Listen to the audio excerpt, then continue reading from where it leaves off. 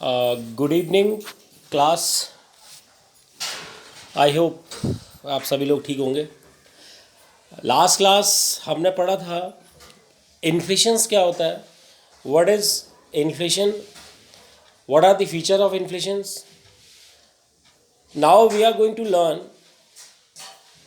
What are the factor affecting inflations and what are the causes of inflations.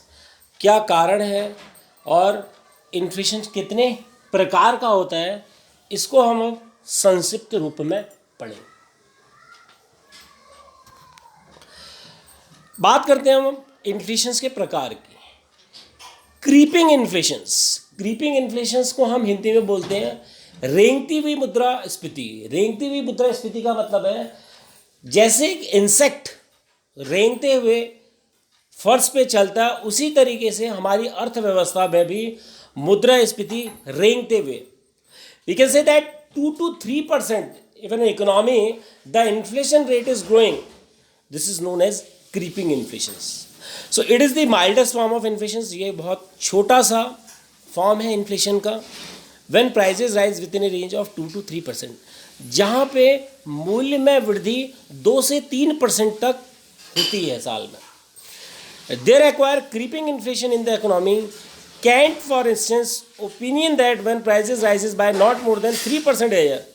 Kant एक अर्थशास्त्री जिन्होंने कहा, जिनका ओपिनियन था कि अगर अर्थव्यवस्था में साल में 2 या 3 से परसेंट से वृद्धि साल में अगर वृद्धि होती है मूल्यों में, तो वो वृद्धि हमारी रेंगती हुई मुद्रास्फीति कहलाती है। This kind of inflation is considered to be an accelerant for economic. इस तरह का जो मुद्रास्फीति होती है, उस मुद्रास्फीति से जो हमारी अर्थव्यवस्था है वो तब भी सुचारू रूप से चलती है। इसके होने के कारण अर्थव्यवस्था में ज़्यादा उथल पुथल नहीं मचती है। नेक्स्ट बात करते हैं हम walking inflation. Walking inflation means जो इन्फ्लेशन है अगर वो 3 से 7% बढ़ रहा है साल में, तो इस तरह का इन्फ्लेशन हमारा वॉकिंग इन्फ्लेशन कहलाता है।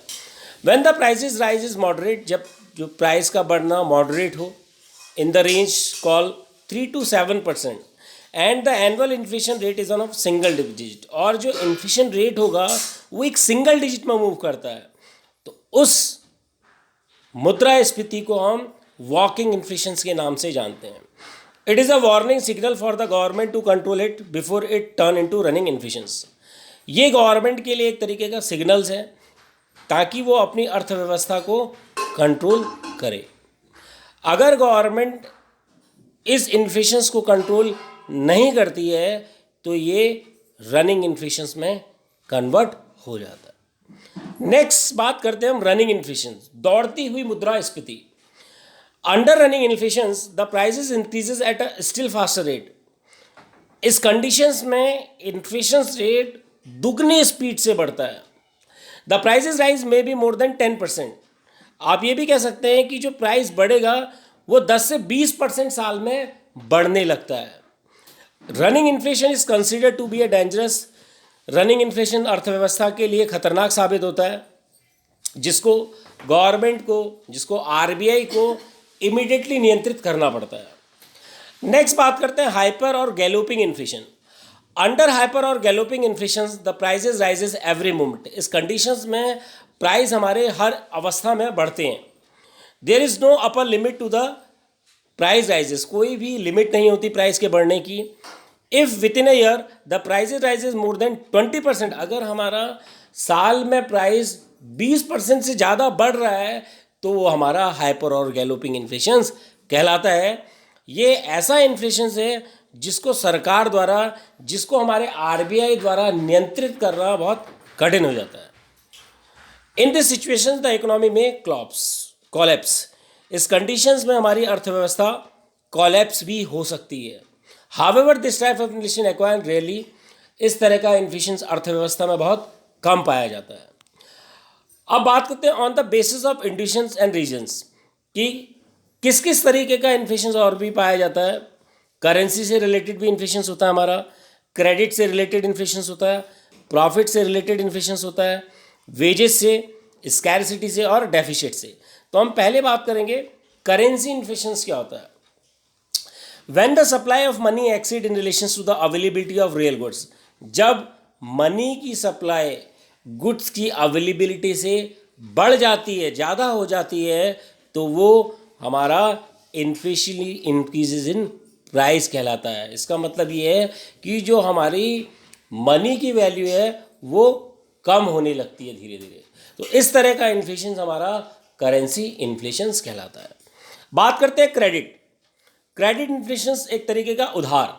When the prices rises on account of an expansion of credit is known as credit induce inflation. Sometime government of developing country reduce bank rate, cash reserve ratio, stated reserve ratio for making the credit cheaper.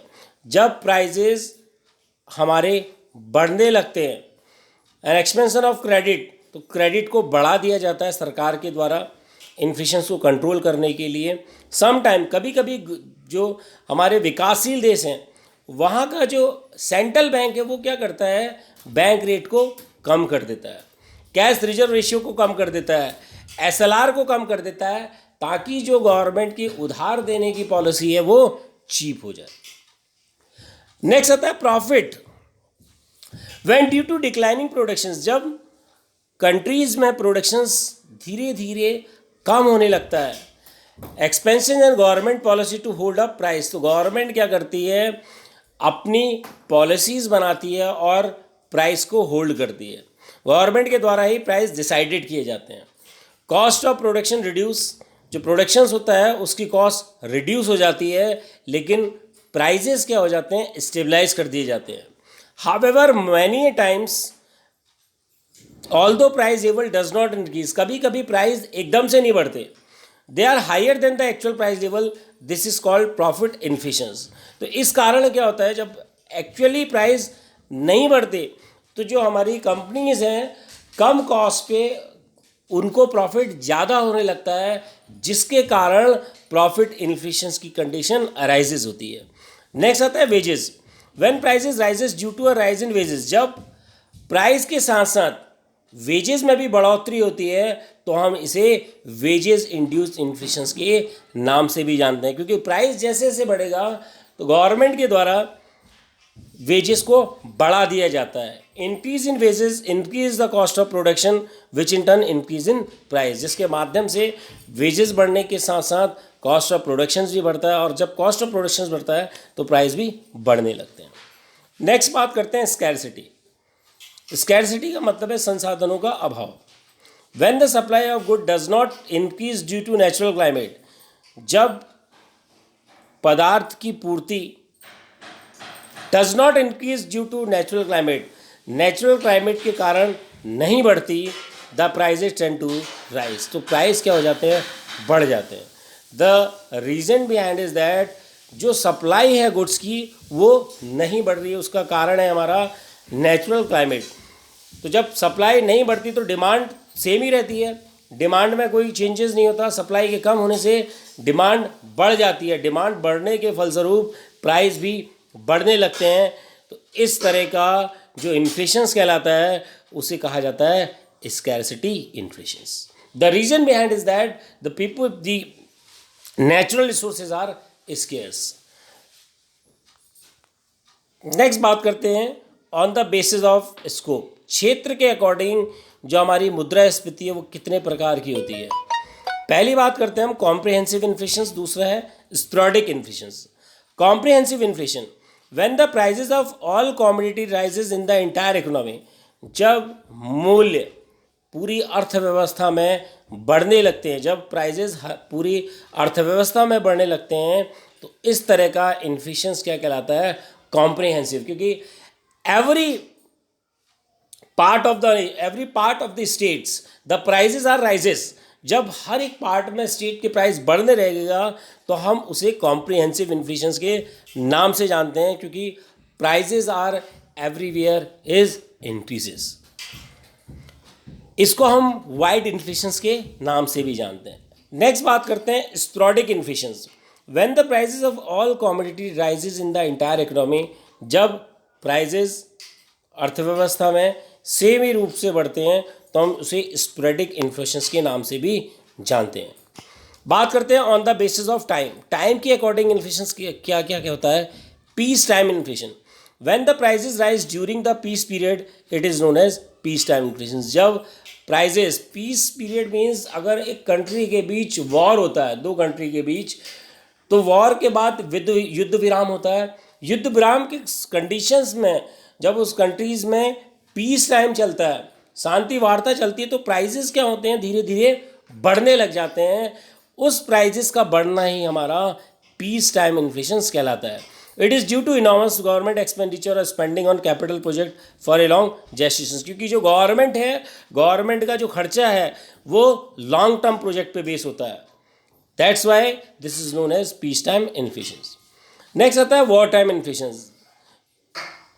War time inflations आपका इस तरह का inflation है जब दो country के बीच युद्ध होता है, उसके कारण जो परिस्थिति उत्पन्न होती है, उस परिस्थिति के कारण हमारी अर्थव्यवस्था चरमरा जाती है, हमारे पास संसाधनों का अभाव हो जाता है, जो भी हमारे पास कमोडिटीज़ है उसकी सप्लाई कम होती है और डिमांड ज़्यादा होती है, जिसके कारण प्राइस बढ़ने लगता है।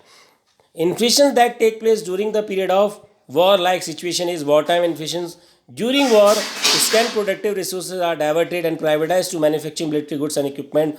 Overall, it result in very limited supply. वही चीज़ है, जब दो कंट्री के बीच वॉर होता है तो हमारे पास जो सप्लाई है वो सप्लाई कम हो जाती है। The reason behind is that हमारा सारा फोकस वॉर पे होता है, तो उस कारण सप्लाई कम होने के कारण डिमांड हमारी बढ़ने लगती है, जिसके फलस्वरूप प्राइसेस में इजाफा हो जाता है। उसको हम बोलते हैं वॉर टाइम इन्फ्लेशन। नेक्स्ट आता है post war inflation. Post war inflation acquire after the end of war. Post war inflation आपका उस तरह का इन्फ्लेशन होता है जो युद्ध के बाद अराइजेज होता है। When the disposable income of the commodity increases, जब हमारी डिस्पोजेबल इनकम बढ़ने लगती है due to withdrawal of war time taxation और due to repayment of public debt in the post war period. The reason behind is that जो लोगों के पास पैसा है they basically are not able to make the payment of taxation. Taxation का payment ना करने के कारण कंडीशंस क्या होती है, प्राइजेस हमारे बढ़ने लगते हैं, जिसके फलस्वरूप पोस्ट वॉर इन्फ्लेशन की कंडीशन अराइजेज होती है। बात करते हैं फैक्टर और causes affecting inflation. Factor causing increase in demand, जब आपकी मांग बढ़ेगी, पहला क्या है, increase in money supply. Money supply के बढ़ने के कारण भी इन्फ्लेशन की कंडीशन अराइजेज होती है। इन्फ्लेशन में be caused by increase in the money supply. मुद्रा की सप्लाई के बढ़ने के कारण इन्फ्लेशन की कंडीशन अराइजेज होती है। The increases in disposable income raises the aggregate demand.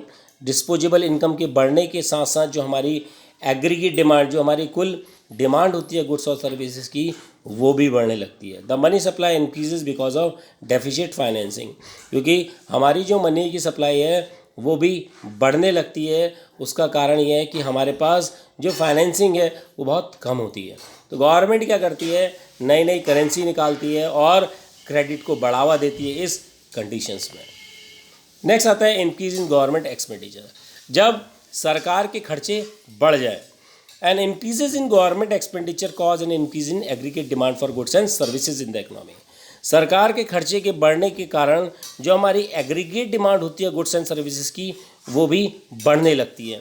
Government expenditure increases because of development, क्योंकि गवर्नमेंट के द्वारा खर्चा किया जाता है विकास के लिए और लोगों की भलाई के लिए, जिसके कारण अर्थव्यवस्था में इन्फ्लेशन की कंडीशन अराइजेज होती है।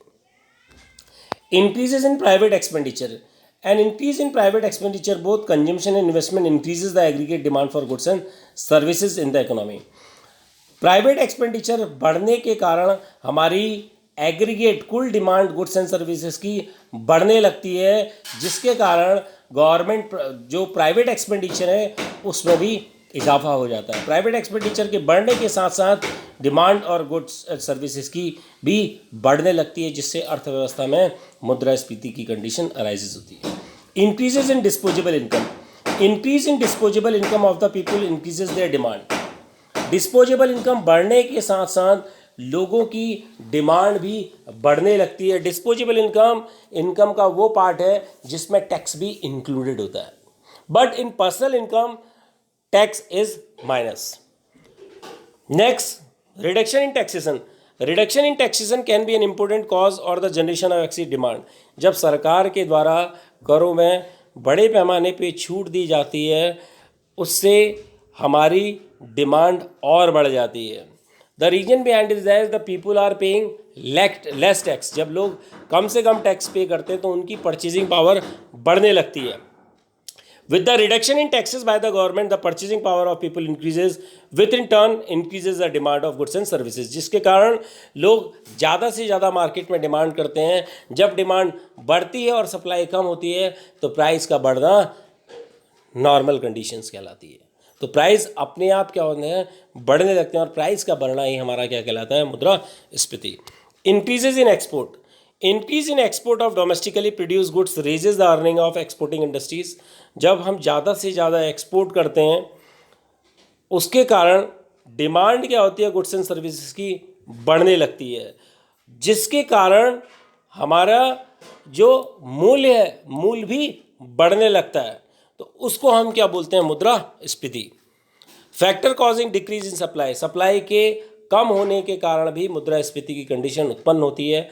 पहला है शॉर्टेज ऑफ फैक्टर प्रोडक्शन। जब हमारे पास पर्याप्त मात्रा में संसाधन नहीं होते, उसके कारण हमारे पास जो स्टॉक है वो पर्याप्त मात्रा में ना होने के कारण, मार्केट में डिमांड के बढ़ने के कारण हमारे मुद्रा में मुद्रास्फीति की कंडीशन अराइजेज हो जाती है। Inflation may arise because of shortage, that may arise because of shortage of factor of production. Inflations की कंडीशन अराइज होती है।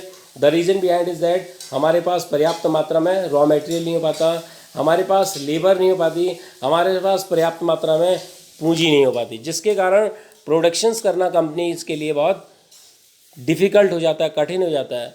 जो प्रोडक्शंस कंपनीज के पास होता है, मार्केट में उसकी सप्लाई कम होने के कारण अपने आप कंपनी क्या करती हैं, उनके प्राइसेस को बढ़ाना स्टार्ट करती हैं, जिससे मुद्रास्फीति की कंडीशन अराइजेज होती है।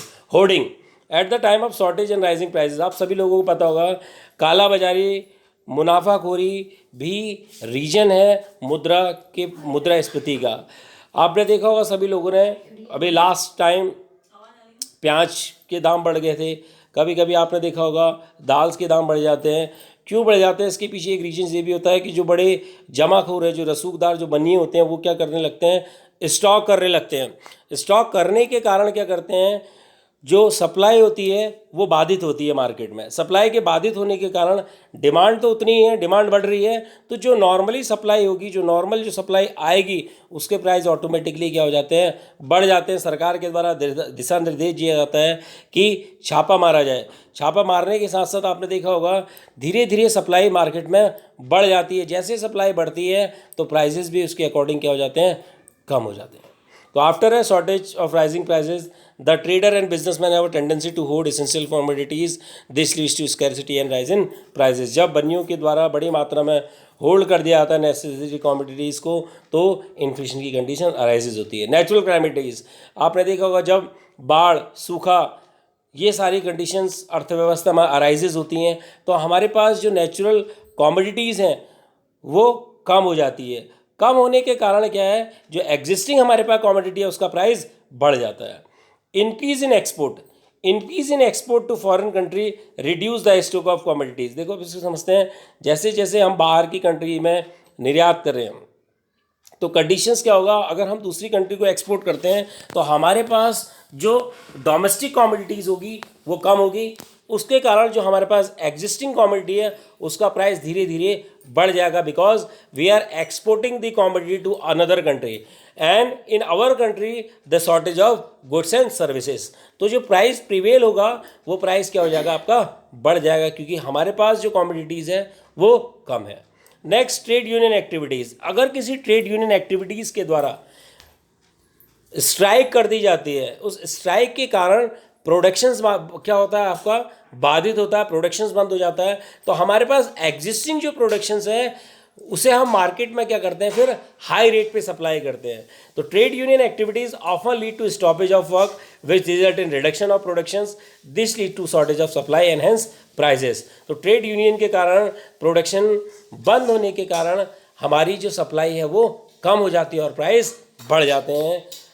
It is a true in case of regular trade union activities. ये तब होता है जब ट्रेड यूनियन रेगुलर बेसिस पे इस तरह की एक्टिविटीज़ करते हैं। Thank you class. Next class we will